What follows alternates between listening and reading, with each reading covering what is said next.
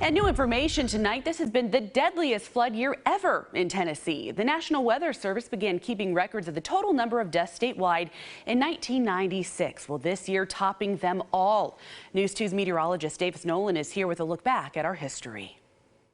This year, the state of Tennessee had 28 fatalities, 27 of which occurred right here in Middle Tennessee. And that even surpasses the flood of 2010 when 22 people lost their lives. Now, all of the tragic deaths this year occurred from two major flash floods.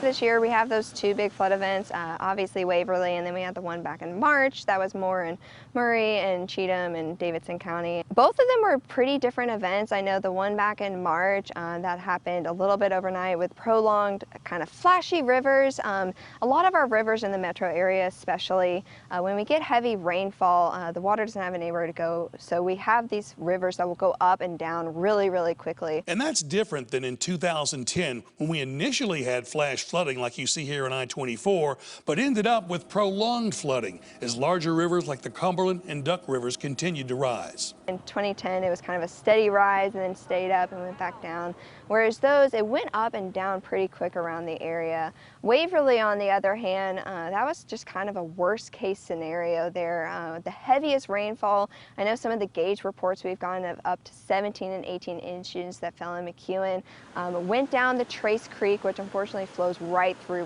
Waverly. And believe it or not, Tennessee's 28 fatalities is second in the nation behind New Jersey, where preliminarily 31 people have lost their lives from the remnants of Hurricane Ida.